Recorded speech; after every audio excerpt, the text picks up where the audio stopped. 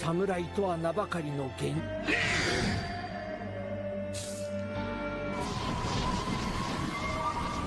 どこまでも卑怯な。関係ねえ。 Setelah seluruh anggota Miburo pun kini telah berkumpul, semua samurai pun bersatu padu untuk merayakan satu kemenangan dalam pertarungan kali ini. Yang dimana tak hanya itu, di lain sisi mereka pun juga saling bercerita terkait pendapat dan juga masalah yang sedang mereka hadapi saat ini. Contohnya seperti Nio-kun, ia bercerita pada Sakura jika ia sangat cemas sekali mengkhawatirkan keadaan dari sahabatnya Nagi-san yang saat ini sedang hamil dan mungkin saja sebentar lagi akan melahirkan. Di lain sisi juga ada Harada dan juga Nagakura yang dimana mereka memohon pada Shoji untuk meminjamkan masing-masing satu buah pedang katana pada mereka berdua, dikarenakan pedang katana milik Nagakura dan juga Hamada.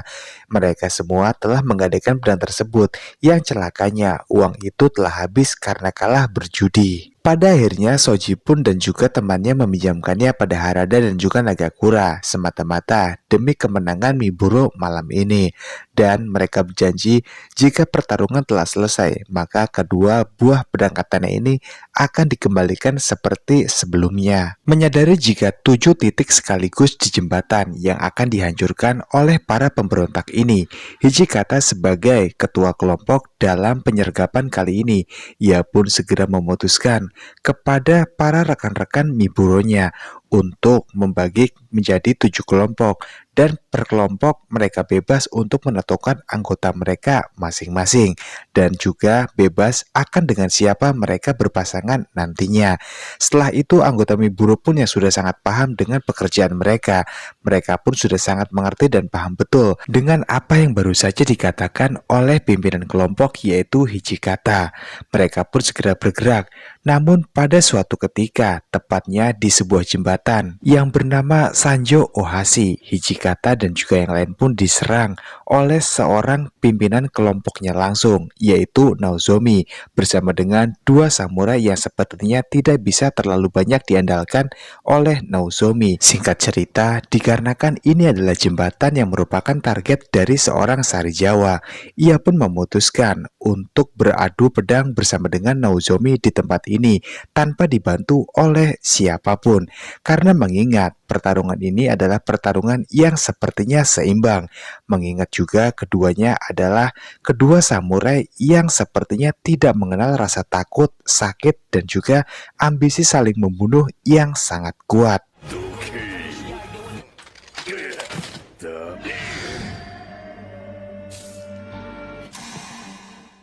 Di sini Sarijawa yang sadar jika jembatan ini adalah jatah yang harus ia selesaikan. Ia pun segera menghadapi Naozomi seorang diri dan menyuruh kepada semua tim Miburonya yang lain untuk melanjutkan perjalanan mereka menuju ke jembatan yang seharusnya mereka akan datangi dan menghabisi seorang samurai yang ada di sana tentunya. Kemudian duel maut pun segera dilakukan antara Naozomi bersama dengan Sarijawa. Sejenak, Naozomi menghentikan penyerangannya terhadap Sarijawa. Ia pun bertanya pada Sarijawa Kamo jika ia memang diakui sangat terkenal, pembual terbesar Mito, sekaligus menjadi bintang utama Miburo yang sangat legenda itu. Dan di sini Sarijawa pun tidak terlalu menanggapi perkataan dari Naozomi. Ia hanya dengan santai berkata, "Ayo, cepat lanjutkan pertarungan. Waktuku tidak banyak karena aku harus kembali meminum sake." Naozomi kembali melanjutkan perkataannya. Ia berkata jika Sarijawa adalah seorang yang kini telah menjadi munafik. Bukankah dulu Sarijawa mendukung gerakan anti-barbar sama sekali? Tapi sekarang bagaimana? Sarijawa malah menjadi kebalikannya. Ia rela menjadi seekor anjing peliharaan dari Shogun, menghilangkan pengganggu dan juga membasminya secara brutal semata-mata demi kepentingan dari seorang Sarijawa Kamo sendiri. Nozomi lalu bertanya, jika sekarang sikapnya seperti itu, di manakah letak keadilan yang dimiliki oleh Sari Jawa? Dengan sangat mudah sekali, tebasan pedang katana yang dihujamkan ke arah Sari Jawa olehnya ditangkis dengan mudah oleh seorang Sari Jawa dengan wajah yang sangat santai.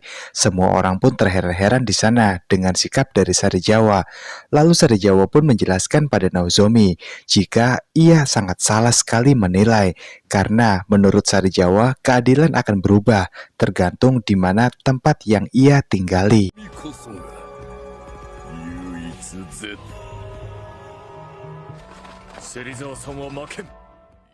Sementara di jembatan lain, tepatnya jembatan Nijo Ohashi, di sana Nagakura dan juga Hamada pun dihadang oleh 3 orang kroco yang penampilannya seperti seorang shinobi.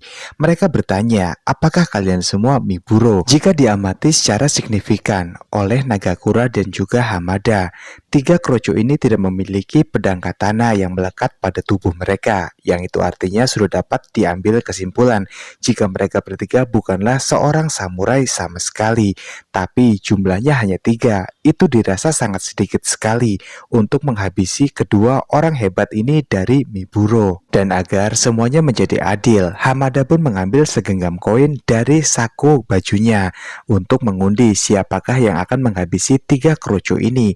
Dan pada akhirnya, dengan sangat mudah sekali, Hamada pun memenangkan pertarungan itu. Dari sebuah koin yang ia pilih, ialah yang keluar menjadi pemenangnya.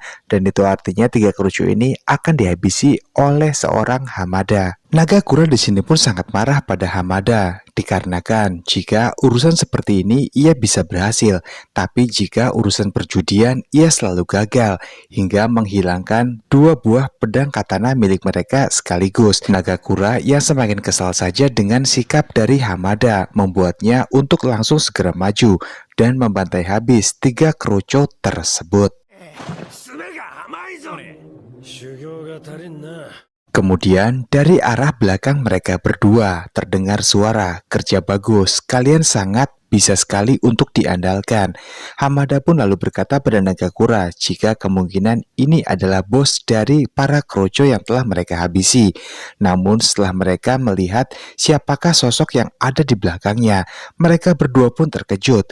Karena faktanya sosok ini adalah seorang pria tua yang dianggap sangat baik oleh Hamada dan juga Nagakura di tempat judi yang telah mentraktir mereka sake dengan sangat puas di hari itu. Walaupun baru pertama kali bertemu di hari itu, tapi Nagakura dan juga Hamada pun merasa jika mereka semua sudah terkait dan sudah sangat dekat sekali. Namun fakta yang mengejutkan adalah jika hari ini mereka harus saling bertarung untuk membunuh satu sama lain. Pria tua ini juga tidak menyangka jika mereka berdua adalah anggota dari Miburo yang menjadi musuh yang akan mereka hadapi hari ini. Namun, pertarungan adalah sebuah pertarungan yang harus tetap mereka selesaikan. Sekalipun mereka terikat hubungan darah, itu semua tidak berlaku karena mereka terdiri dari 2 kubu yang berbeda, yaitu Residen dan juga Miburo. Dan malam ini, para kedua kelompok itu akan bertarung mati-matian, membuktikan siapakah yang paling kuat antara pemberontak ataupun pembela shogun.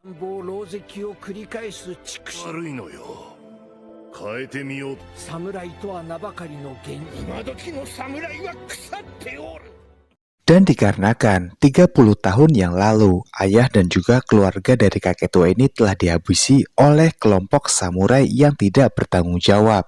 Dan setelah membantai mereka semua, para samurai pun lalu pergi begitu saja meninggalkan diri. Yang kemudian hal itu pun membuat sang kakek terobsesi untuk bergabung bersama dengan Nozomi untuk menghabisi seluruh samurai sebanyak-banyaknya yang ada di muka bumi ini. Pada kakek tua itu, Nagakura kemudian menjelaskan secara perlahan jika di Miburo sama sekali tidak ada kelompok samurai.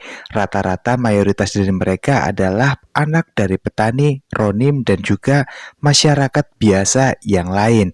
Dan memang ada 2 orang yang merupakan keturunan dari seorang samurai secara langsung, yaitu Nagakura sendiri dan juga Sari Jawa Kamu.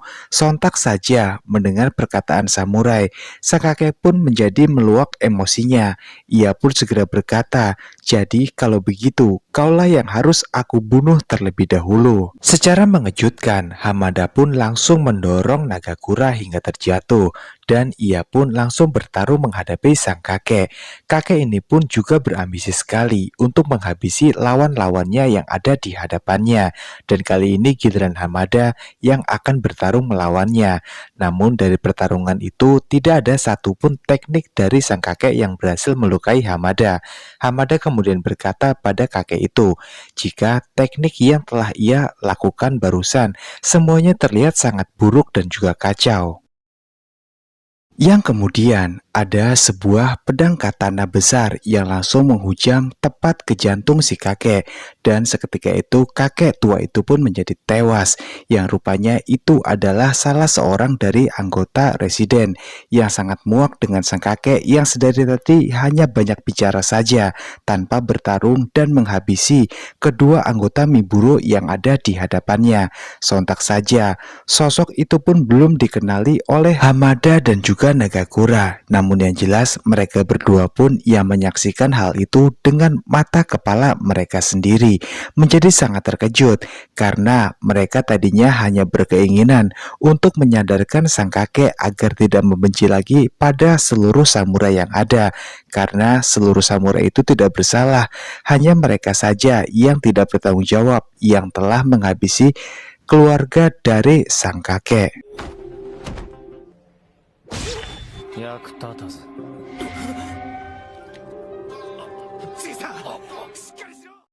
Sosok samurai tersebut berdiri memandangi mereka semua, yang dimana Hamada pun masih saja khawatir dengan keadaan sang kakek yang mungkin saja sebentar lagi ia akan segera mati. Sementara Nagakura sangat geram sekali dengan sosok samurai tersebut yang dianggapnya sebagai seorang pengecut. Segera ia pun mengeluarkan pedang katana miliknya dan langsung untuk beradu mekanik membalaskan dendam sang kakek pada samurai tersebut dari apa yang telah ia lakukan pada sang kakek. なんだい決闘のならば貴様はこ Pertarungan Nagakura bersama dengan seorang samurai tersebut terus saja berlangsung dengan sangat sengit. Di detik-detik akhir sisa hidupnya, sang kakek pun berkata kepada Hamada jika tekniknya adalah sebuah serangan bernama Iai, layaknya seperti sabit iblis, yang dimana hal itu memungkinkan Nagakura akan mati sia-sia dalam pertarungannya bersama dengan samurai tersebut. Oleh karena itu, sang kakek berpesan pada Hamada jika jangan sampai samurai tersebut menggunakan teknik mematikannya itu. Jika tidak, pasti dapat dipastikan Nagakura akan mudah untuk ia habisi seperti dirinya. Hamada yang mendengar hal tersebut kemudian langsung melemparkan sebuah pedang katana ke arah Nagakura. Ia berkata pada Nagakura jika pedang tersebut adalah pedang dari salah seorang prajurit yang telah mereka berhasil habisi tadi, yang itu artinya dengan pedang itu samurai tersebut baru benar-benar bisa mati oleh Nagakura. Kemudian Nagakura segera mengeluarkan sebuah pedang katana yang baru saja diberikan oleh Hamada dan kembali melanjutkan pertarungannya. Siapa sangka dengan teknik tersebut pada akhirnya samurai itu pun berhasil ia habisi. Namun sayangnya setelah Nagakura berhasil menghabisi sosok samurai tersebut, yang dimana hal itu pun juga membuat sang kakek juga mati. Namun sebelum sang kakek menerima ajalnya, ia pun berkata pada Hamada jika ia sama sekali tidak menyangka dan takjub dalam seumur hidupnya karena baru melihat sosok samurai berbakat dan juga sangat hebat seperti Nagakura. Sementara di sebuah jembatan yang bernama Jembatan Kojin, di sana terlihat Todo bersama dengan Soji. Mereka sedang dihadang oleh 3 orang samurai Krocho. Dan dengan sangat mudah tentunya, Tondo pun segera menyerang 3 cicurut samurai tersebut, yang pada akhirnya mereka pun sudah berhasil dilumpuhkan oleh Tondo.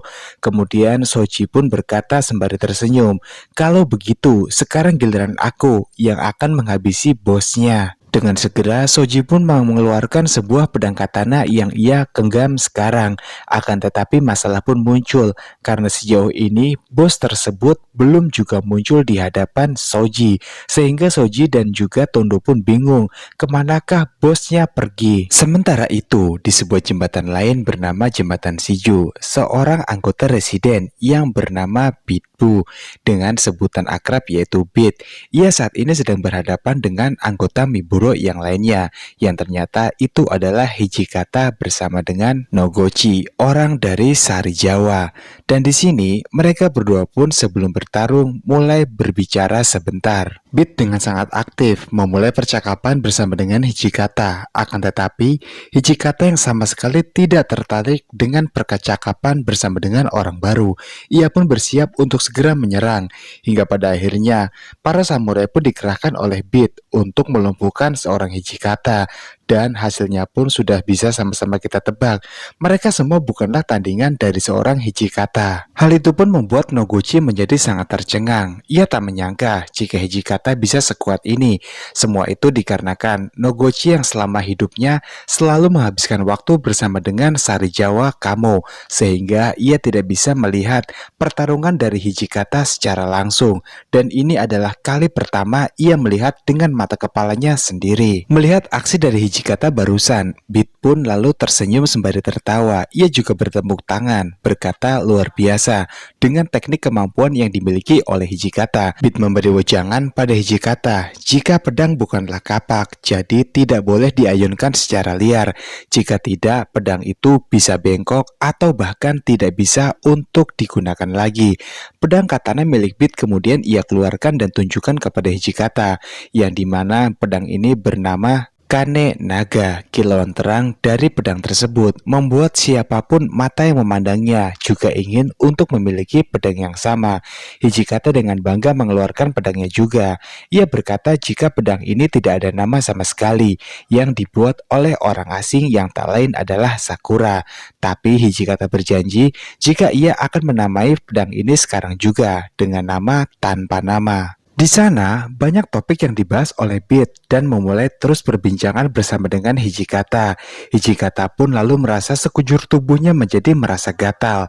Dan semua itu dikarenakan karena Bit yang terlalu banyak bicara padanya, sehingga rasa gatal ini sudah sangat muak sekali menurut Hijikata. Segera Bit pun mulai diserang oleh Hijikata, tapi karena terlalu berambisi dan tergesa-gesa, bukannya Bit yang mati, tapi Hijikata malah tergores tangannya oleh pedang katana milik Bit. Serangan itu sangat cepat tanpa disadari oleh Hijikata. Hijikata yang merasa jika ada kembali kesempatan untuk menyerang Bit, ia pun segera menyerang kembali dengan pedang katananya, hingga pada akhirnya terkena tepat di dada Bit. Sebuah goresan pedang dari katana Hijikata tersebut. Ia mengira jika Bit pasti akan mati kali ini, namun Bit pun tersenyum. Dan faktanya ia tidak terluka sama sekali, dikarenakan rupanya Bit telah menggunakan sebuah baju perisai pelindung, yang dimana goresan tersebut sama sekali tidak berarti apa-apa untuk Bit. Di sini Hijikata pun nampaknya belum menyerah sama sekali. Ia terus saja menyerang Bit berkali-kali. Lalu Hijikata pun sadar jika menyerang ke arah jantung Bit secara langsung, pasti itu akan sia-sia karena ia sadar jika Bit telah memakai sebuah baju perisai perlindung di sekujur tubuhnya, sehingga sekeras apapun pedang katana milik seorang samurai yang menyerangnya pasti tidak akan mempan sama sekali. Hingga pada akhirnya dalam pertarungan ini Hijikata langsung meninju wajah Bit. Hal itu membuat beberapa gigi Bit pun langsung copot seketika. Sekaligus Bit pun benar-benar kalah dalam pertarungannya kali ini bersama dengan Hijikata. Sementara di jembatan yang lain bernama Matsubara, di jembatan Matsubara, di sana ada Hajime bersama dengan seorang anggota Miburo yang senior, yang dimana di sini juga Hajime pun memutuskan untuk ia yang secara langsung menghadapi sosok yang akan ia kalahkan kali ini. Ternyata mereka berdua telah bertemu, karena faktanya saat ini Hajime akan bertarung menghadapi seseorang yang bernama Ayame. Dengan segera, Ayame pun berkata pada Hajime jika sebenarnya Residen memiliki tempat yang layak untuk Hajime, yang dimana ia pun meminta Hajime untuk meninggalkan Miburo dan bergabung saja bersama dengan Residen. Dengan sangat tegas, Hajime pun menolak tawaran dari Ayame untuk bergabung bersama dengan dirinya di Residen, yang dimana hal itu pun membuat penolakan keras dan juga pertentangan antara mereka berdua. Dan di sini Hajime pun sadar jika Ayame terus saja menatap tajam ke arahnya. Segera Hajime pun dengan rasa waspada yang sangat tinggi langsung memegang pedang katana yang saat ini ia pegang, yang dimana hal itu semata-mata untuk berjaga-jaga dari serangan Ayame yang bisa saja datang sewaktu-waktu.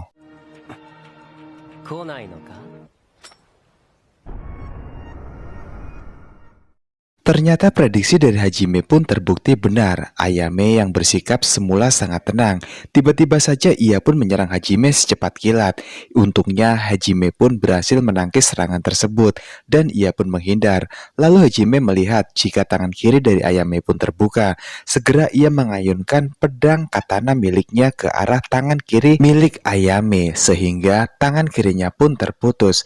Akan tetapi ternyata dugaan itu salah, karena faktanya Ayame memang sudah lama terputus tangan kirinya dari pertarungan yang entah dengan siapa. Sontak, hal itu pun membuat saat ini Ayame hanya bertarung dengan tangan kanannya saja. Namun, semua itu bukan berarti jika Ayame tidak bisa mengayunkan pedang katana yang ia pegang dengan sangat baik. Ia pun langsung menyerang Hajime. Untungnya di sini, serangan itu pun tidak mengenai Hajime. Entah Ayame sengaja atau tidak, yang pasti Hajime pun selamat dari pedang katana milik Ayame. Yang setelah itu juga, Ayame berkata pada Hajime jika duel mereka kali ini telah usai.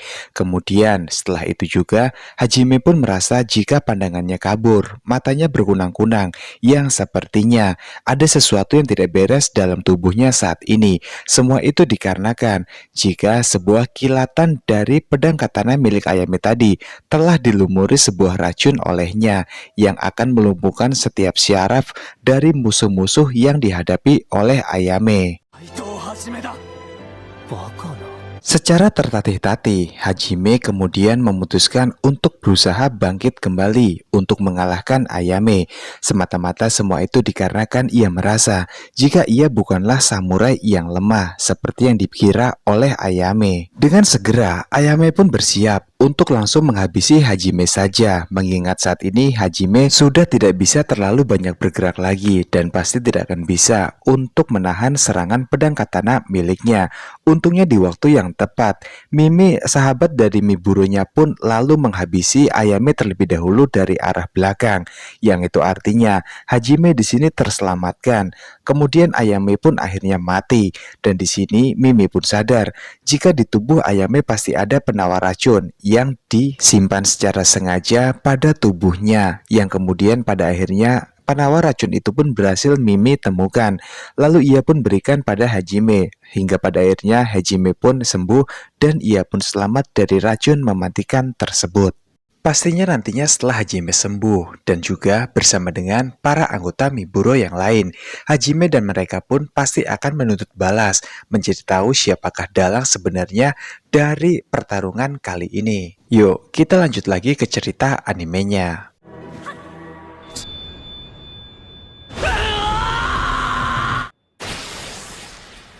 思わぬ展開が待ち受けていた。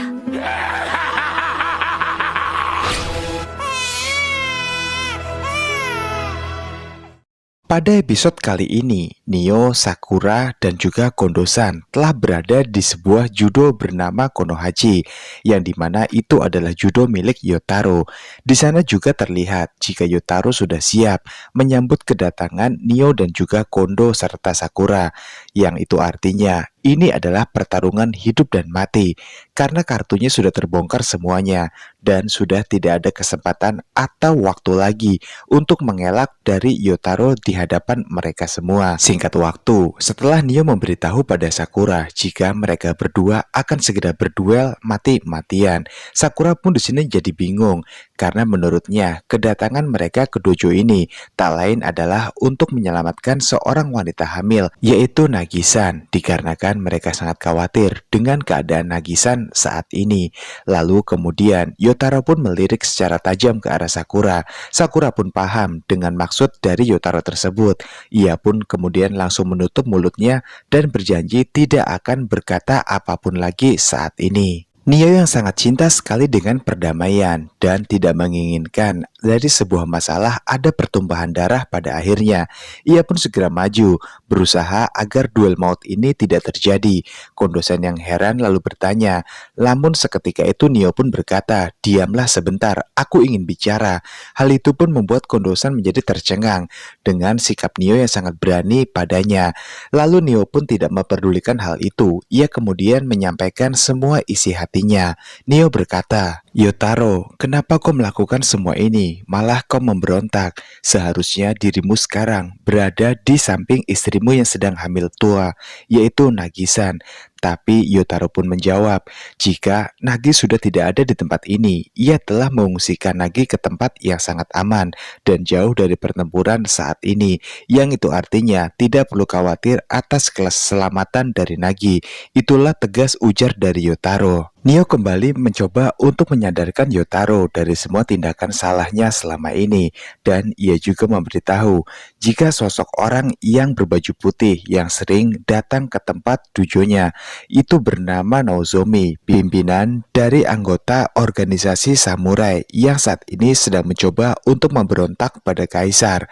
Tapi dengan sangat santai dan juga tersenyum, Yotaro menjawab, tentu saja ia sangat tahu dengan Nozomi, sebab Nozomi adalah kakak dari Yotaro.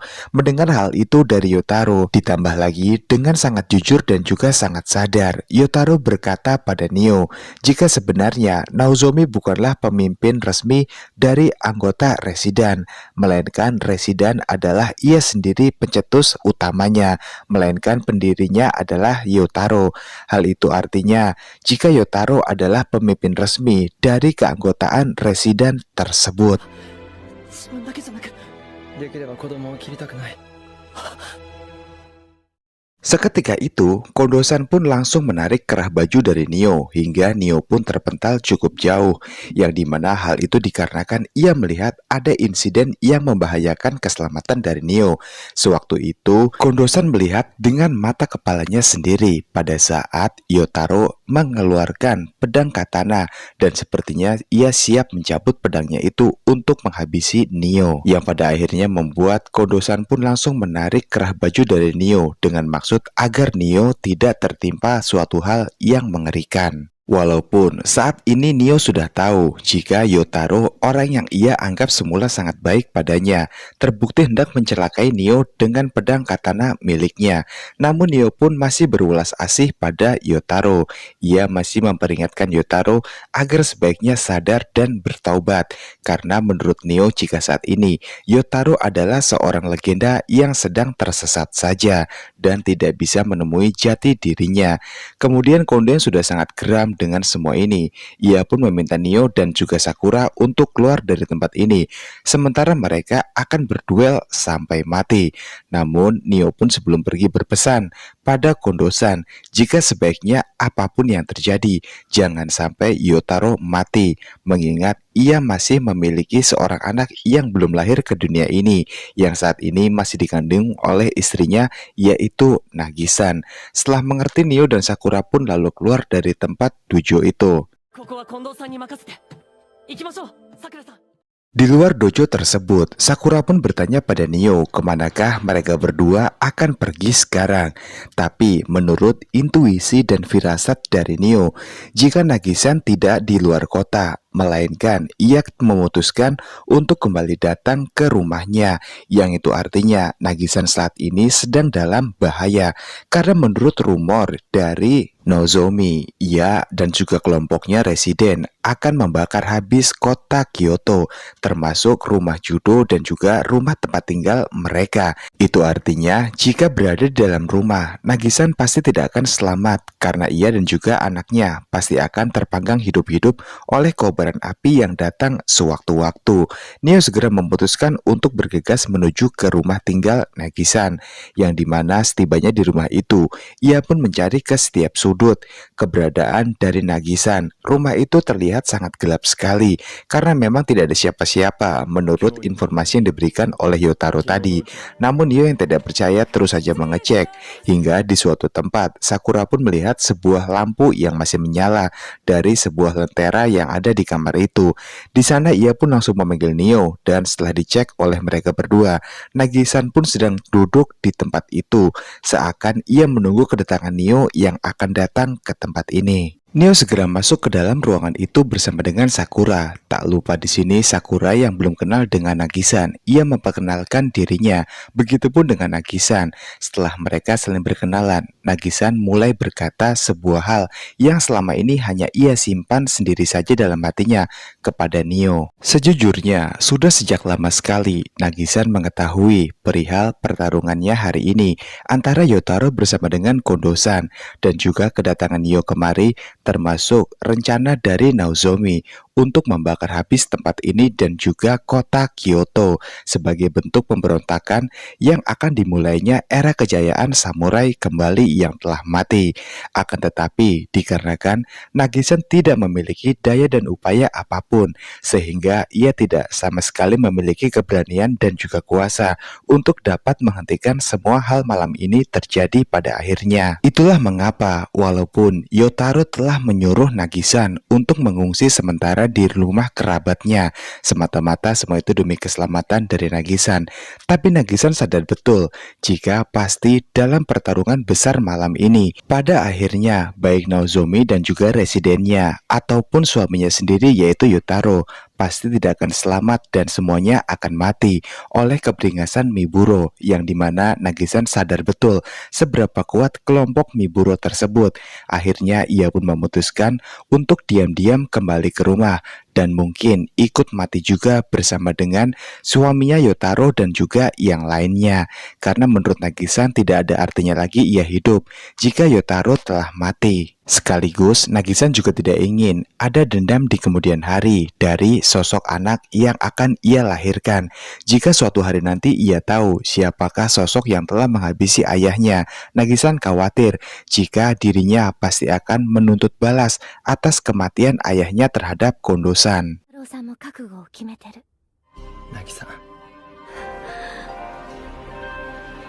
わからない何を言ってるか全然 Setelah itu, dikarenakan Nagi-san sudah tidak kuat lagi menahan rasa sakit yang teramat sangat, ia pun lalu terjatuh. Neo pun seketika bersama dengan Sakura menjadi panik, dan setelah Sakura mengecek, tak jauh dari Nagi-san berada, air ketuban sudah mulai berceceran, yang itu artinya menandakan jika ini adalah detik-detik di mana Nagi-san akan segera melahirkan anaknya. Neo pun dan Sakura jadi bingung, karena mereka tidak mengerti bagaimana tata cara untuk wanita melahirkan. Akhirnya Sakura pun meminta Neo untuk pergi ke dapur dan merebus sebuah air hangat untuk mengompres Nagi-san, yang dimana Neo pun segera untuk melaksanakan hal itu. Akan tetapi di dapur tanpa sengaja Neo pun sepertinya menyadari jika ada seorang samurai yang berada di sana. Tak berselang lama, sosok samurai yang dimaksud oleh Neo pun lalu muncul tepat di hadapannya sambil ia membawa sebuah obor, yang dimana samurai ini berkata pada Neo jika ia bermaksud akan membakar rumah ini dan juga tempat dojo yang lain. Hal itu pun membuat Neo khawatir. Ia segera memohon pada samurai itu jika sebaiknya ditunda dulu untuk membakar rumah ini, dikarenakan Nona Nagisan masih ada di dalam rumah ini dan belum sempat untuk keluar. Tapi dikarenakan ini adalah sebuah misi penting, samurai itu pun tidak menghiraukan apa yang dikatakan oleh Neo. Ia tetap berniat untuk membakar rumah ini. Hal itu membuat Neo sangat marah, sehingga pada akhirnya Neo pun mengeluarkan pedang katana yang belum pernah sama sekali ia gunakan untuk melawan sosok samurai tersebut. Tapi sudah dapat dipastikan jika Neo akan dikalahkan dengan mudah, mengingat teknik berpedang Neo saat ini masih sangatlah payah, hingga rumah itu pun berhasil terbakar. Untungnya di waktu yang tepat Sakura pun datang, dan pada akhirnya Neo bersama dengan Sakura saling bersatu padu untuk membawa Nagisan ke tempat neneknya, dengan harapan neneknya akan membantu persalinan dari Nagisan.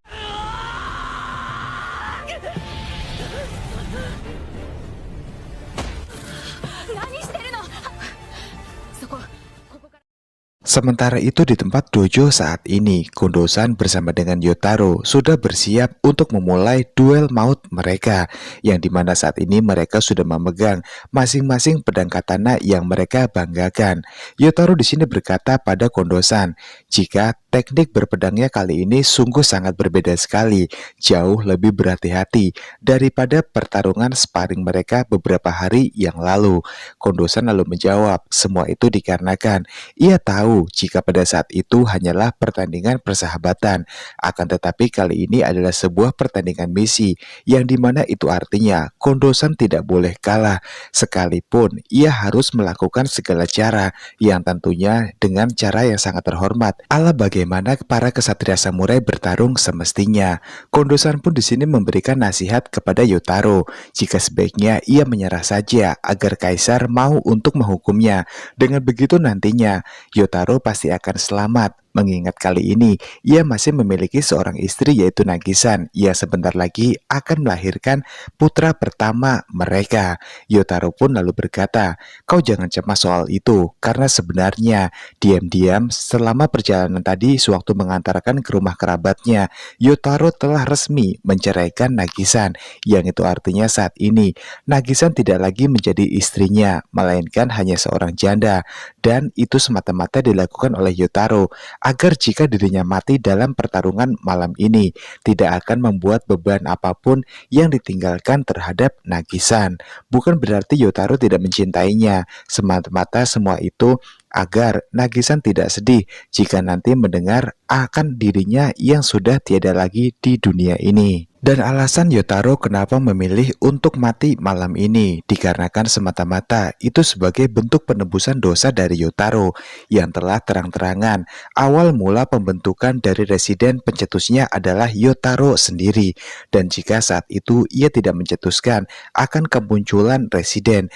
maka semua ini pasti tidak akan terjadi, sehingga melibatkan Nozomi di dalamnya. Kepada Kondo-san, Yotaro pun sangat merasa menyesal sekali karena di waktu itu ia tidak berpikir panjang akan terjadinya malam ini, dan mungkin jika pada saat itu residen tidak ia ciptakan, maka saat ini ia sudah hidup bahagia bersama dengan Nagisan dan juga putranya mengurus dojo kecil milik mereka. Yotaro yang saat ini sudah sangat berputus asa sekali dengan kesalahan di masa lalu yang telah ia dengan sengaja lakukan hingga dampaknya menjadi sebesar seperti sekarang. Ia pun segera memutuskan untuk langsung menyerang Kondo-san menggunakan pedang katana yang saat ini ia genggam. Kondo-san pun sudah bersiap dengan penyerangan dari Yotaro yang sudah ia dapat baca akan dilakukan secara tiba-tiba.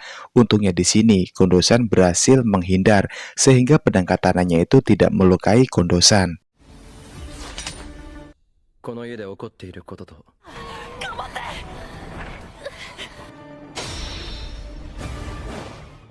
Di lain tempat, Neo bersama dengan Sakura rupanya sedang berjuang keras untuk menyelamatkan Nagisan agar ia selamat bersama dengan bayinya, yang dimana di tengah jalan ada sesuatu yang dinilai buruk oleh Neo. Terlihat di sana dari bayang-bayang gelap, dua sosok samurai berdiri dengan sangat tegas.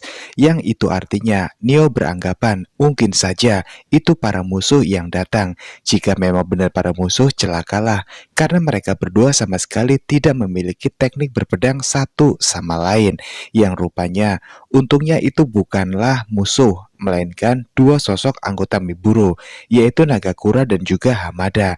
Singkat cerita, Neo pun langsung menjelaskan maksud dan tujuannya yang akan membawa Nagisan ke tempat neneknya untuk proses kelahiran. Mendengar hal tersebut, Nagakura bersama dengan Hamada pada akhirnya membantu Neo dan juga Sakura. Mereka bersama-sama menyelamatkan Sakura agar sampai ke tempat tujuan nenek dari Neo-kun. Di lain tempat, tepatnya di sebuah jembatan yang bernama Jembatan Marutamachi. Di sana dua anggota Miburo yang tak lain adalah anak buah dari seorang Sari Jawa sedang berhadapan langsung bersama dengan bos dari seorang samurai. Dan di sini kedua anak buah dari Sari Jawa memutuskan untuk kabur saja sebaiknya, karena mengingat selama ini mereka tidak memiliki teknik berpedang yang mumpuni untuk melawan samurai tersebut, karena selama ini mereka hanya berlindung di bawah naungan Sari Jawa saja. Tapi ini sudah terlambat untuk pergi, dan jika mereka kabur, hal itu akan membuat nama Miburo hancur, dan pastinya mereka akan dihajar habis-habisan oleh Sari Jawa jika mengetahui hal ini. Mereka pun memutuskan akhirnya untuk memulai pertarungan. Untungnya di waktu yang tepat, Todo dan juga Soji pun datang ke tempat itu, dan mereka berkata, jika serahkan saja samurai tersebut kepada mereka berdua. Akhirnya mereka pun memulai pertarungan sengit mereka. してやるよ。 後陣橋から Yang pada akhirnya seluruh pemberontak pun berhasil dihabisi oleh anggota Miburo, hingga ada satu anggota yang tidak benar-benar mati, tapi ia terluka sangat parah. Di saat salah satu rekan dari Miburo berkata, sebaiknya kita harus mengejar mereka. Namun sosok ini pun mengatakan jika sebaiknya tidak perlu, karena mengingat dia sudah terluka parah dan pasti tidak bisa lagi untuk melakukan apa yang mereka rencanakan dari awal. Yang itu artinya mereka hanya harus menyerahkan saja semua ini kepada Aiju.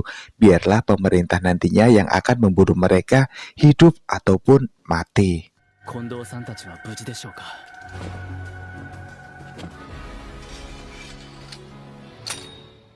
Cerita pun kembali ke dalam dojo. Di sana nampaknya Yotaro masih sangat ragu-ragu untuk menyerang Kondosan, sebab ia tahu betul siapakah sosok yang akan ia lawan saat ini.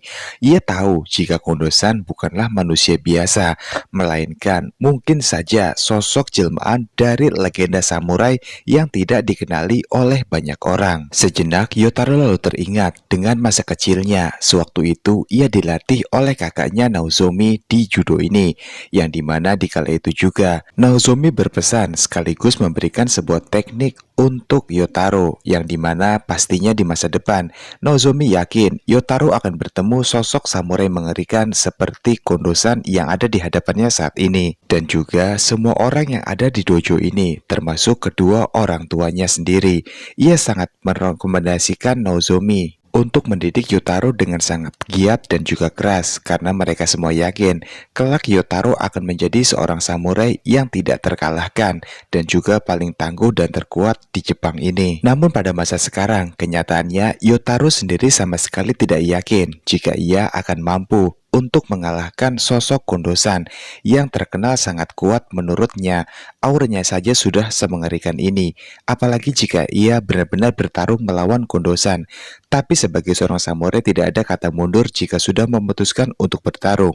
Itu artinya mau tak mau, Yotaro harus tetap melanjutkan pertarungannya bersama dengan Kondosan. Apapun resikonya nanti, itu tidak akan masalah sekalipun ia akan kehilangan nyawanya sendiri. Lilin pun kemudian mati setelah ditiup oleh kibasan pedang katana milik Yotaro. Itu menandakan jika ia siap untuk bertarung menghadapi Kondosan. Namun sayangnya, ketika dua pedang katana milik masing-masing samurai ini saling beradu, inilah yang terjadi. カゴの中の鳥に過ぎなかった。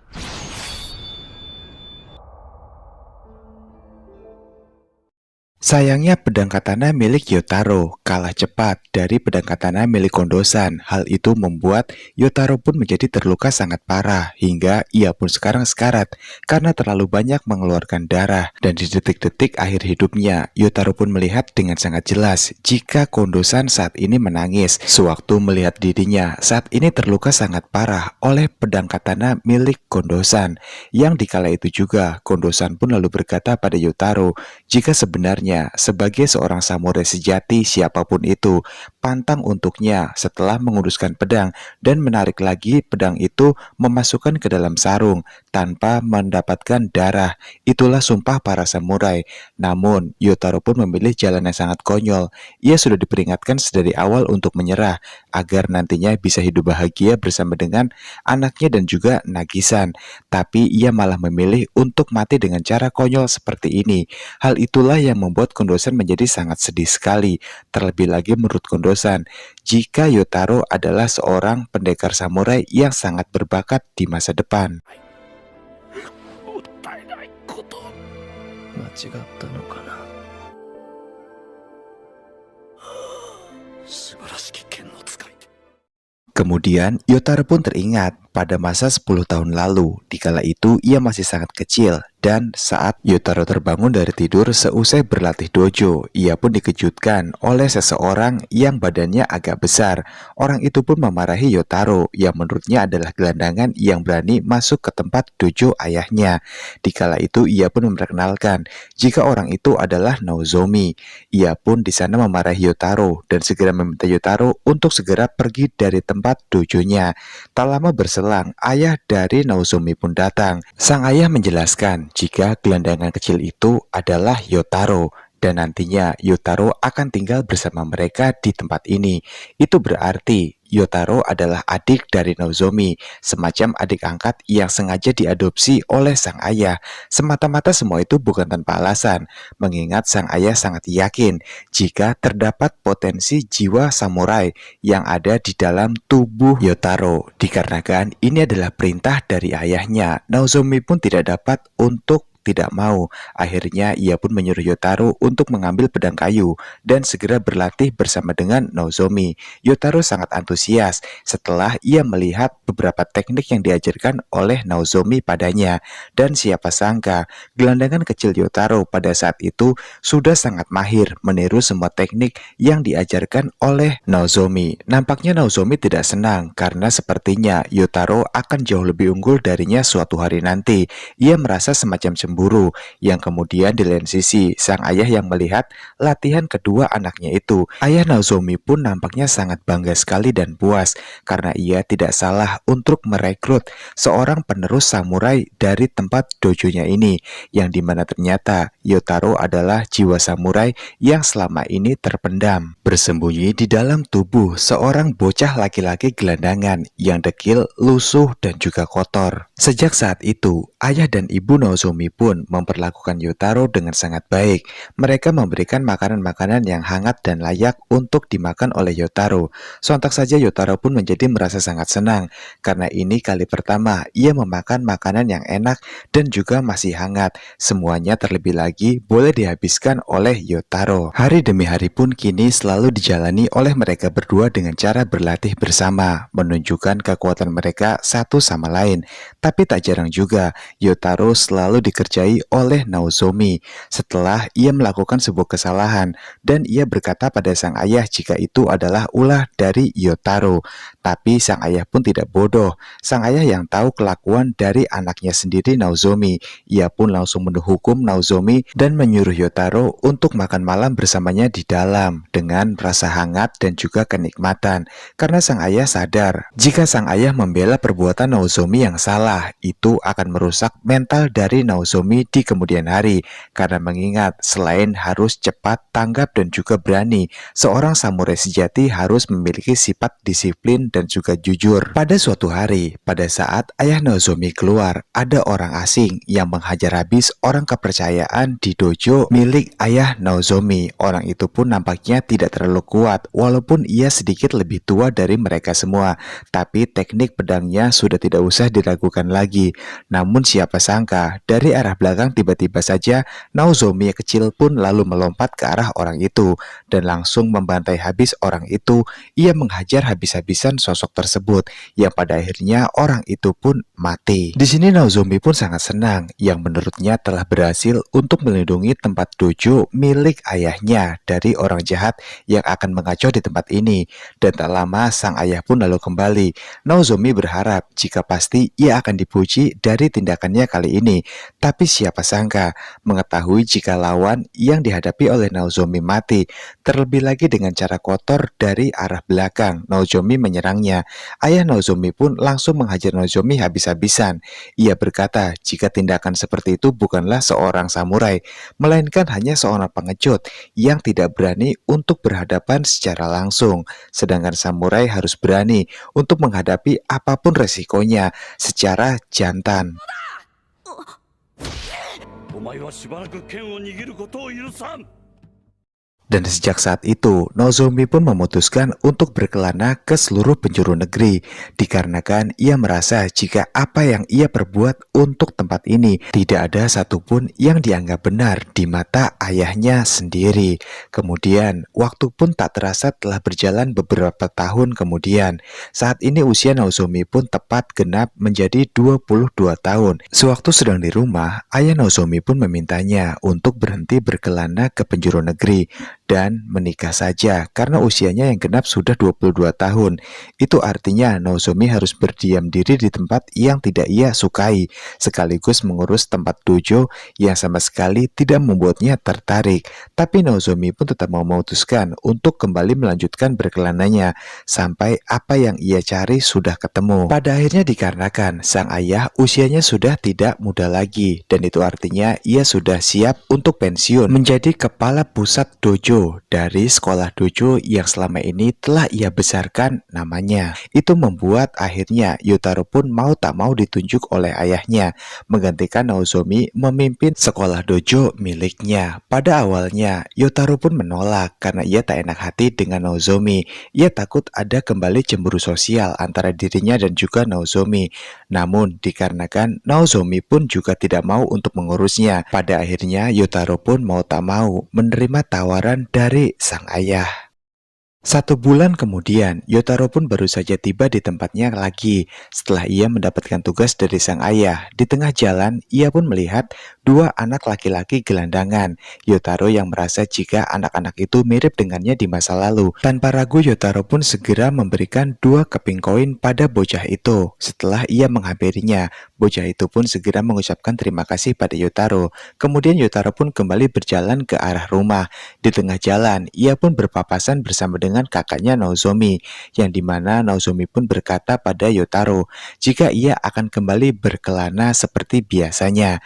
Yotaro kemudian bertanya perihal masalah dojo, yang dimana dijawab oleh Nozomi jika menurut sang ayah dojo itu harus ia yang mengelola. Jadi sekarang Nozomi tidak memiliki beban apa-apa lagi. Ia akan bebas berkelana pergi kemanapun tempat yang ia sukai. を奪ってしまった。 Itulah mengapa saat ini Yotaro merasa sedih sekali. Ia merasa jika kematiannya mungkin tidak akan sia-sia. Dimanapun ia berada nantinya akan selalu dihantui oleh rasa berdosa dan juga penyesalan. Karena atas kecerobohannya di masa lalu, semua ini bisa terjadi. Mungkin saja dirinya dan juga Nozomi saat ini tidak akan selamat dari bayang-bayang kematian dari seluruh anggota Miburo yang tekniknya sudah tidak usah diragukan lagi. Dan di sini barulah Yotaro sadar kenapa ia tidak mengikuti apa yang dikatakan oleh Kondo-san sedari awal untuk menyerah saja dan dihukum oleh sang kaisar. Pastinya kaisar tidak akan menghukum Yotaro secara hukum mati. Yang pasti apapun hukumannya, ia masih dapat ada kemungkinan untuk berkumpul dan bersama-sama bersama dengan Nagi-san membesarkan putra pertama mereka yang baru saja lahir. Tapi saat ini nasi pun sudah menjadi bubur, yang dimana mana sudah tidak akan bisa lagi untuk dikembalikan seperti sebelumnya. Hal itu pun membuat Yotaro menjadi sedih sekali, karena ia pasti akan kehilangan seluruh orang-orang yang ia sangat cintai di muka bumi ini untuk selama-lamanya.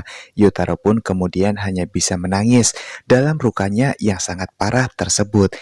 Lalu tak lama berselang, ia pun setelah menangis menutup matanya dan mungkin menghembuskan nafas terakhirnya.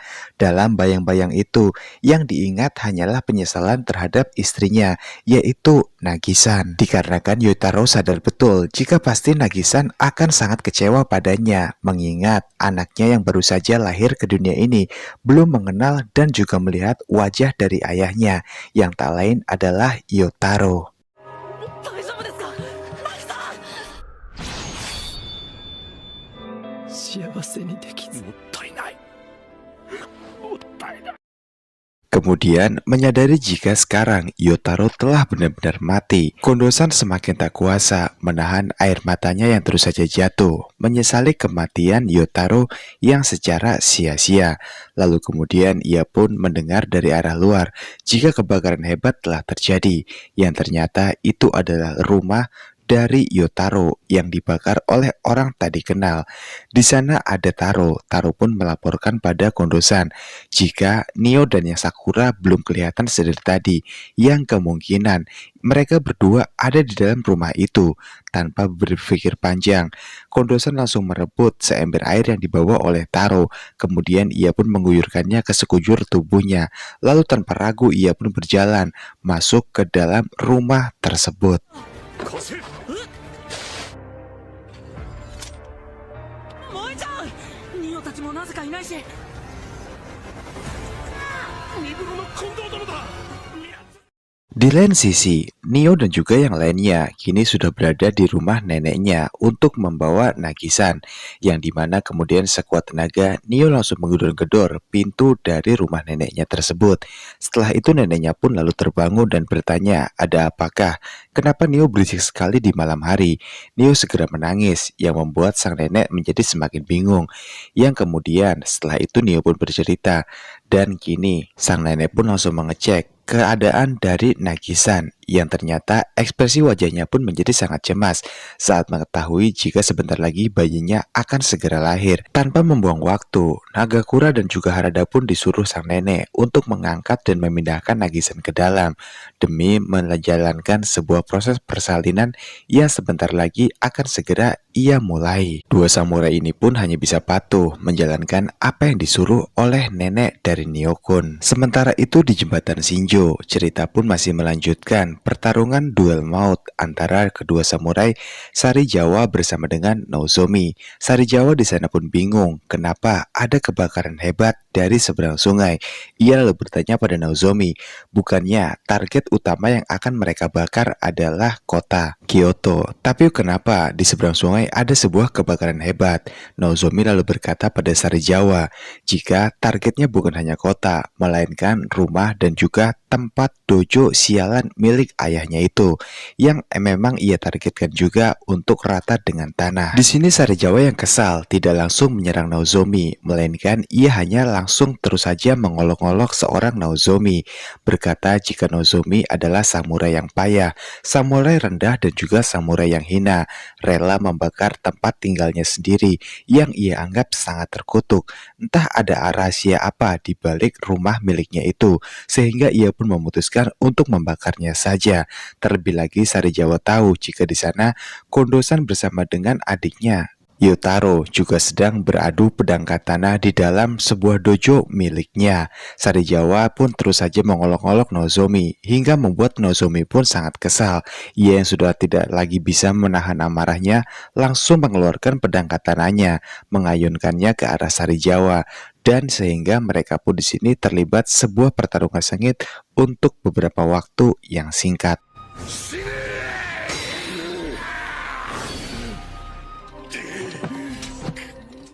Tapi sayangnya, situasi ini pun membuat Nozomi tidak teruntungkan. Ia pun nyaris saja terpojok oleh seorang Sarijawa, kemudian terbesit dalam benaknya kejadian tentang 10 tahun lalu ketika Nozomi memutuskan untuk kembali melanjutkan pengembaraannya dan meninggalkan dojonya menyerahkannya pada Yotaro. Dikala itu, perjalanan Nozomi dimulai menuju ke arah timur dari kota Kyoto dan di sana ia pun langsung dihadang oleh kapal-kapal besar hitam yang menghadang para orang-orang.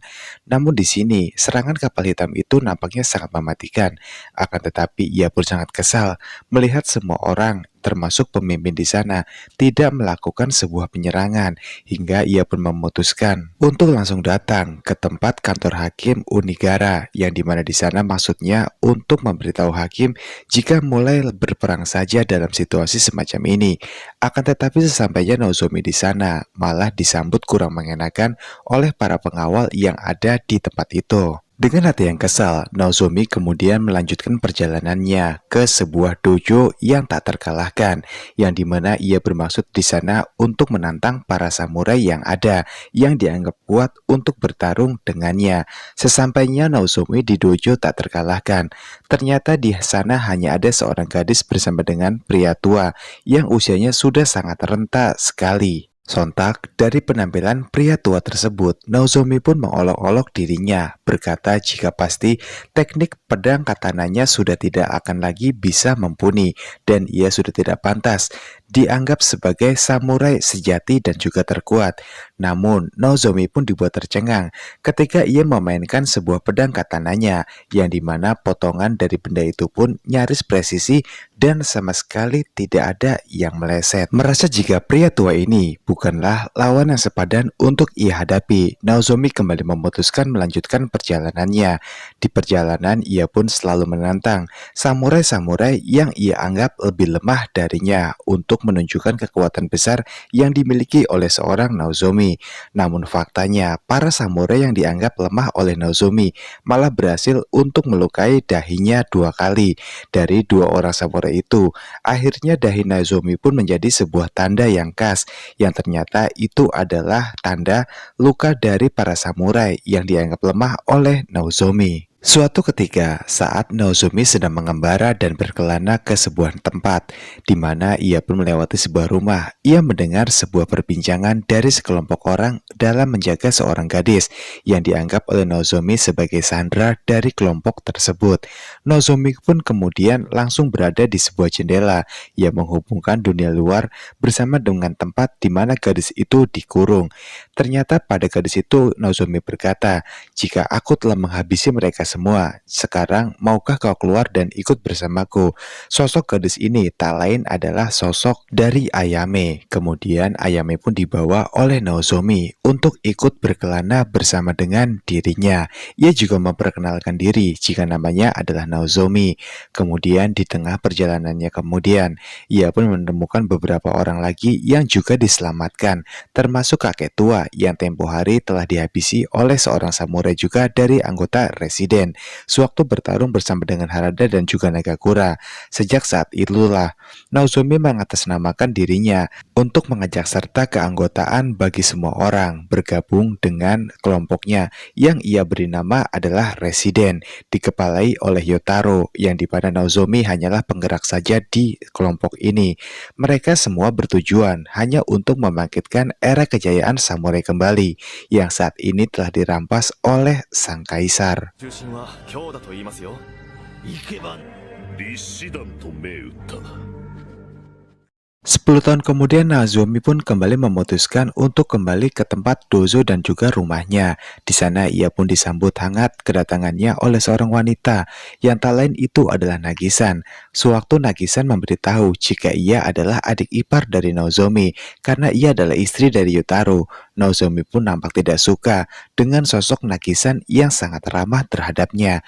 Karena sejatinya Nozomi tidak suka dengan sikap ramah dan juga kemunafikan yang ada. Ditambah lagi, Nagisan berkata jika saat ini ia telah hamil, mengandung anak dari adiknya Yotaro.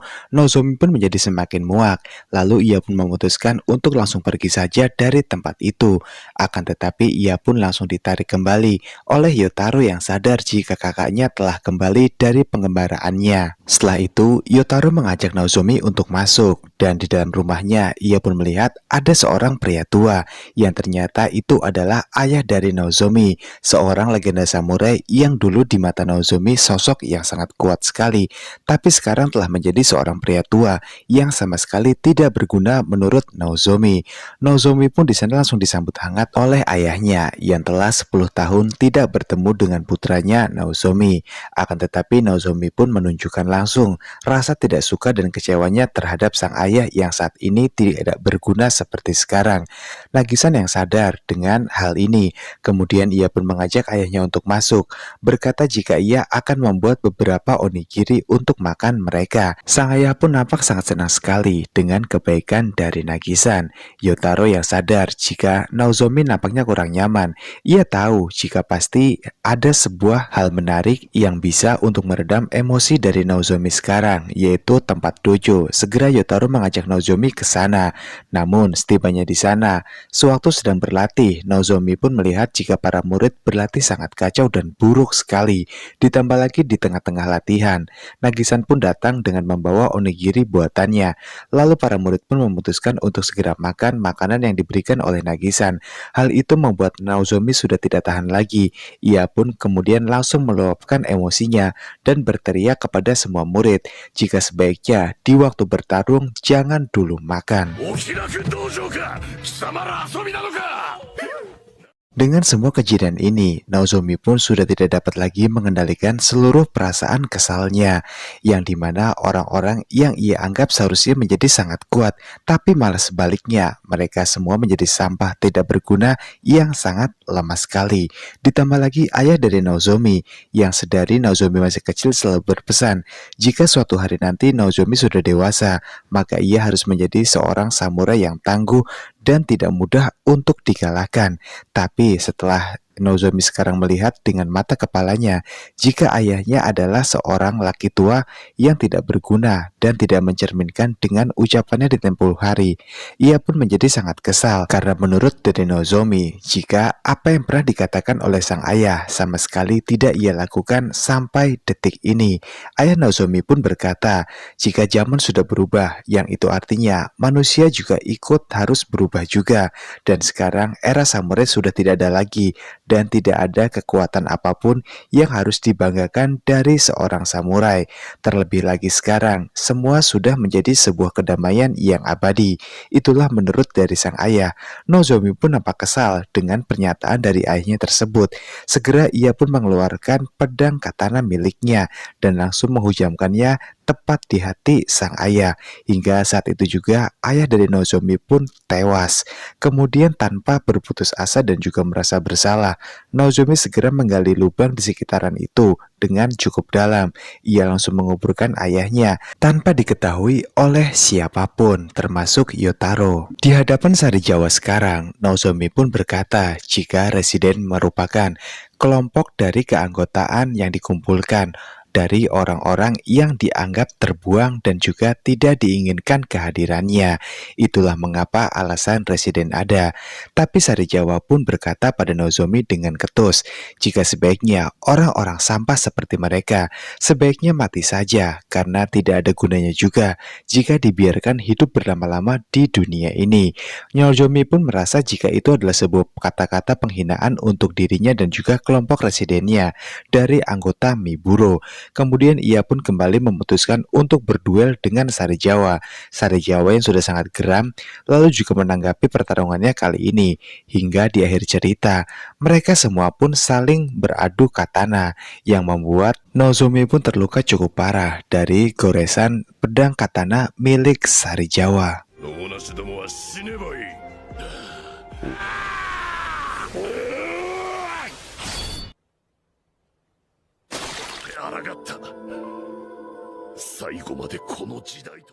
Sari Jawa pun di sini sangat senang sekali karena telah berhasil dengan sempurna menebas Nozomi hingga keadaannya sekarang menjadi sekarat. Kemudian Sari Jawa membuka sedikit bajunya, menunjukkan pada Nozomi jika serangan pedang katana miliknya sama sekali tidak melukai Sari Jawa dan hanya meninggalkan sebuah goresan kecil yang sama sekali tidak berarti apa-apa. Di tengah kondisinya yang sudah sangat kritis dan juga sekarat, Nozomi berkata pada Sari Jawa, jika kemungkinan kemungkinan besar pedang katana miliknya sudah diberi sebuah racun, yang itu artinya tubuh Sari Jawa akan digerogoti oleh racun-racun tersebut, meskipun hanya ada goresan kecil saja yang ada di bahu Sari Jawa itu.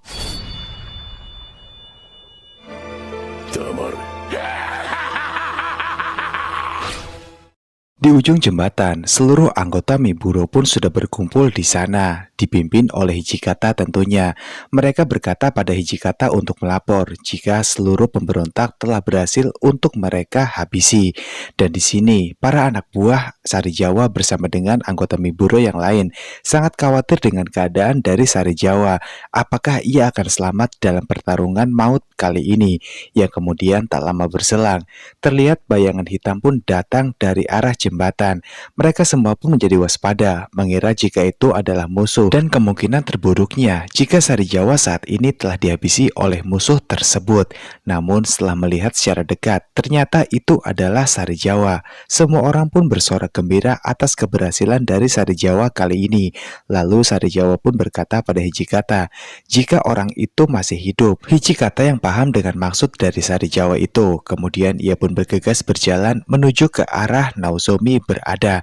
Setibanya di sana ia pun melihat jika Naozomi saat ini sudah berada dalam kondisi yang sekarat. Mereka pun berhadapan. Semula Naozomi yang ingin menghabisi Hijikata dengan tangannya, tapi keadaan pun sekarang menjadi berbalik. Hal itu membuat Naozomi pun menyuruh Hijikata untuk sebaiknya segera membunuhnya saja kali ini. Tapi Hijikata pun tidak mau. Ia hanya ingin Naozomi merasakan kematian yang sangat pedih dengan penebusan dosa yang telah selama ini ia lakukan. Setelah itu, di sisa akhir hidupnya, Naozomi pun terbayangkan kembali atas semua kekejaman yang telah ia lakukan selama ini terhadap Yotaro, Nagisan, dan juga ayahnya yang telah ia habisi tanpa belas kasihan. Tak lama berselang, Naozomi pun kemudian mati secara perlahan karena ia terlalu banyak mengeluarkan darah. 耳鳴りがてめえみてえなやつこそ Sementara itu di lain sisi, Nagisan pun kini sedang berjuang untuk melahirkan bayinya dengan dibantu oleh nenek, Nyokon, dan juga Sakura. Ia pun berjuang keras dengan mati-matian agar buah hatinya dapat lahir dengan selamat ke dunia ini.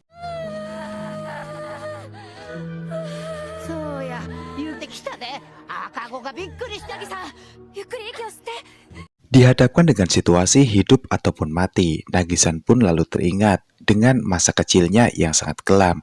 Sedari kecil, Nagisan sudah hidup dengan yang namanya penderitaan. Tidak ada satu orang pun yang mempedulikannya selain ibu kandungnya sendiri. Ditambah lagi teman-teman Nagisan juga sering mencemooh dan juga mengucilkan dirinya yang dianggap sangat miskin dan juga sampah. Hingga pada suatu ketika setelah Nagisan tumbuh dewasa, usianya genap 18 tahun, ia pun lalu berlayar dan di sana bertemu dengan seorang samurai yang tak lain itu adalah Yotaro. Dan pada pandangan pertama mereka sudah saling mencintai. Benih-benih cinta yang tumbuh di hati mereka itu pun dipelihara dengan baik oleh satu sama lain.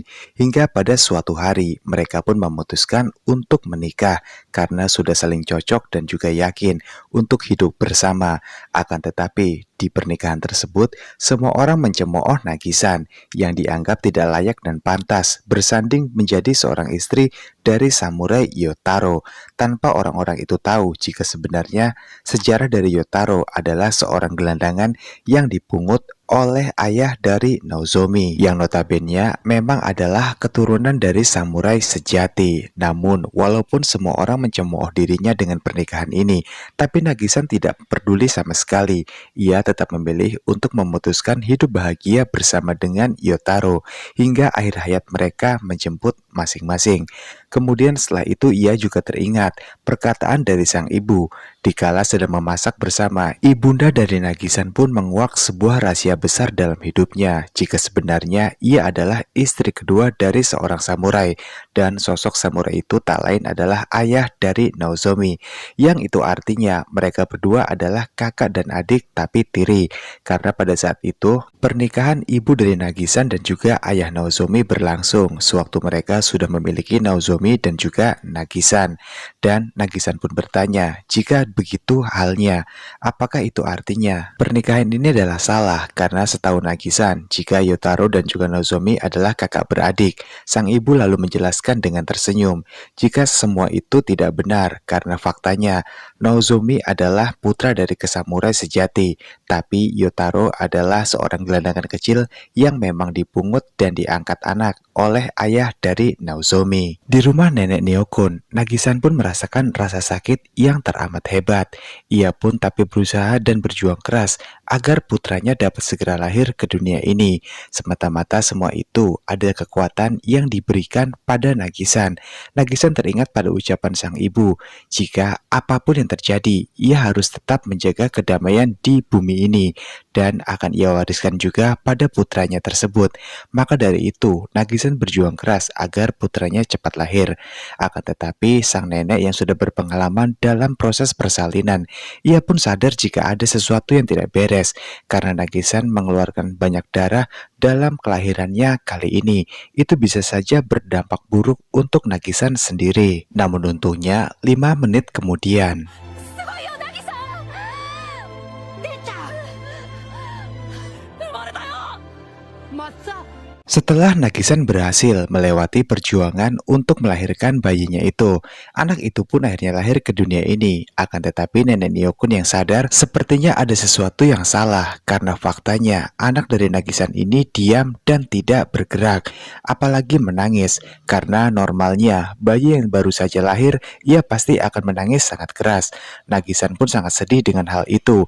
Kemudian ia pun memeluk bayinya dengan sangat erat. Air matanya pun menetes dari pipinya hingga mengenai bayinya itu, dan keajaiban pun terjadi. Seketika itu bayinya pun langsung menangis dengan sangat keras. 生まれたか。生まれたな。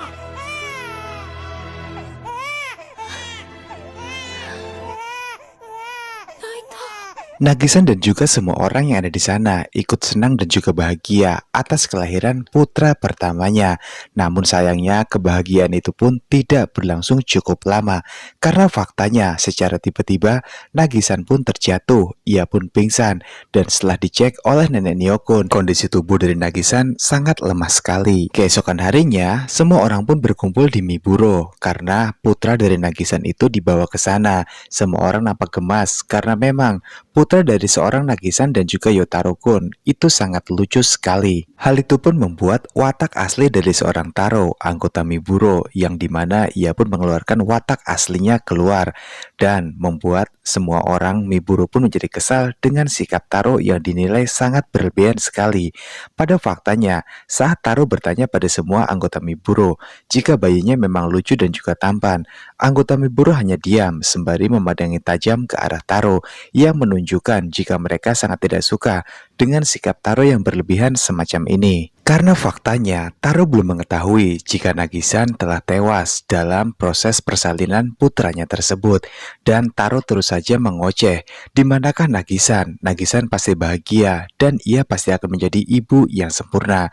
Hal itulah yang membuat seluruh anggota Miburo menjadi kurang suka pada saat ini kepada Taro-kun. Dan Taro baru menghentikan ocehannya setelah Hajime dengan nada yang sangat ketus. Ia berkata, jika saat ini Nagisan telah mati.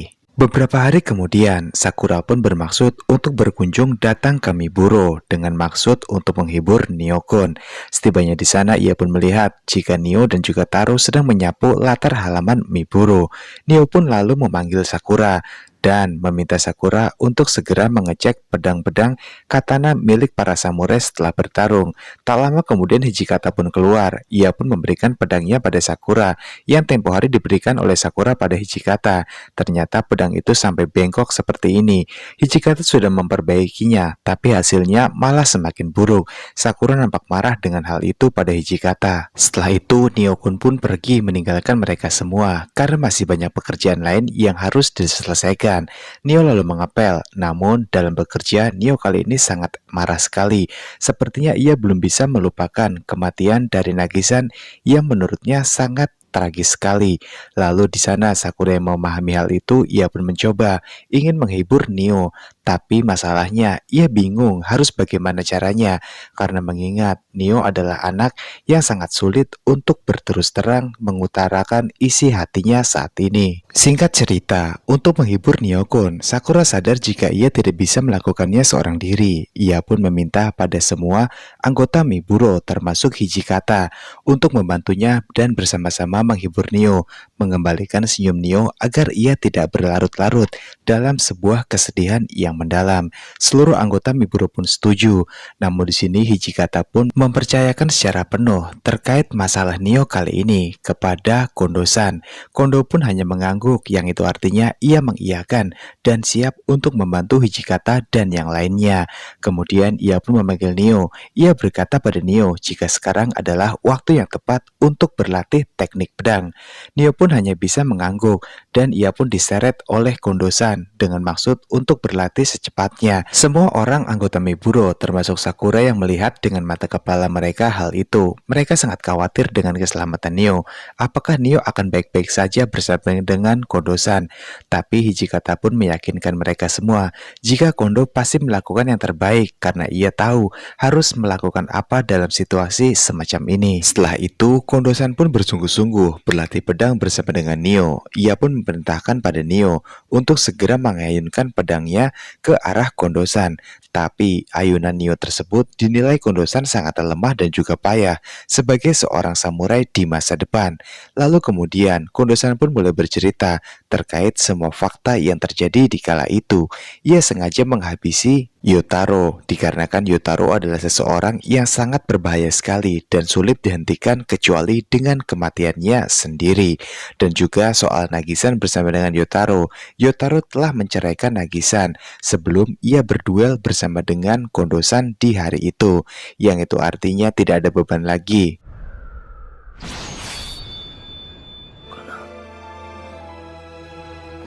もったいない。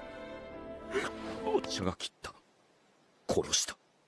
Mendengar pengakuan tersebut, Nio pun sangat terkejut hingga emosinya pun tidak terbendung lagi untuk diluapkan. Ia segera mengayunkan pedangnya sekuat mungkin ke arah Kondo-san hingga Kondo pun di sini sedikit kewalahan menerima serangan mendadak dari seorang Nio-kun. Semua itu semata-mata karena Nio menganggap jika ia terlalu lemah di kala itu. Seandainya ia memiliki kekuatan seperti Hajime dan juga yang lainnya, atau bahkan mungkin seperti Kondo dan juga Hijikata serta Sari Jawa, pasti semua ini tidak akan terjadi dan mungkin Nagi-san masih hidup di kala ini. Tapi semua sudah terlambat. Nio pun sekarang hanya bisa bersedih.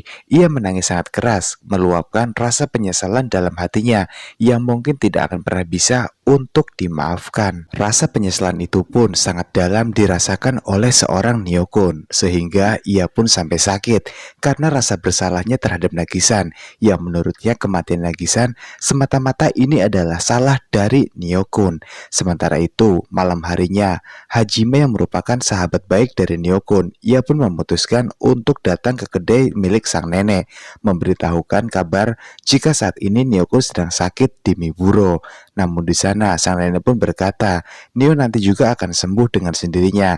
Dan sekarang Hajime akan diperkenalkan dengan seseorang yang ia juga bingung siapakah sosok itu. Yang rupanya sosok itu adalah seorang gadis kecil yang tak lain adalah Iroha. Sang nenek memperkenalkan Iroha jika ia adalah adik dari Nio-kun, yang dimana saat ini ia sudah diadopsi oleh seorang bangsawan yang kaya raya, sehingga mereka tidak memutuskan untuk tinggal bersama lagi. Rupanya di sini Iroha sudah sangat mengenal baik sosok Hajime dan juga anggota Miburo yang lain, dikarenakan dalam suratnya sang nenek selalu menceritakan tentang kegiatan dan apa yang ia alami hari-harinya bersama dengan keanggotaan Miburonya. Menyandang sebagai putri dari bangsawan saat ini, tentunya Iroha tidak berjalan seorang diri menuju ke kedai dango milik sang nenek, yang dimana ia juga memperkenalkan seseorang lagi kepada Hajime. Sosok ini bernama Anegakoji, yang merupakan di kekaisaran. Ia bertugas sebagai loyalis prioritik Satsuma, penjaga negara, juga dapat pujaan sebagai seorang pemimpin yang agung tentunya. Namun di sini Hajime pun sama sekali tidak peduli dengan sosok itu, dikarenakan wujudnya saja sangat aneh dan pasti ia tidak kenal dan juga tidak akan pernah mau mengenal sosok aneh seperti orang itu. そう知らねえな。お国を守ろうと励むさ Setelah itu, Iroha mengepalkan kedua tangannya. Ia pun memohon pada Hajime agar mau untuk merawat dan menjaga Anagakoji selama 3 hari ke depan. Dikarenakan setelah festival tiram berakhir, semua orang pada sakit. Yang itu artinya tidak ada lagi sosok yang akan menjaga Anagakoji untuk beberapa hari ke depan. Hajime pun di sini menolak dengan tegas, sebab ia sangat tidak mau berurusan dengan orang semacam Anagakoji yang menurutnya tidak jelas, aneh, dan juga mungkin sangat membosankan jika terus berada di dekatnya.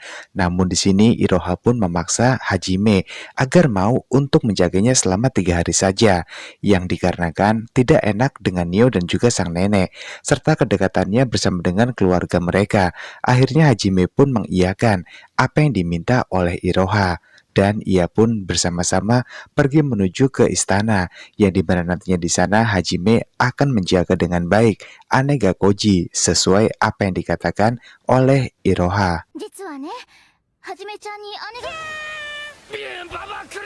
そうか、わかったよ。とりあえずはじめちゃんさでの町議に向かう行きと帰りだ。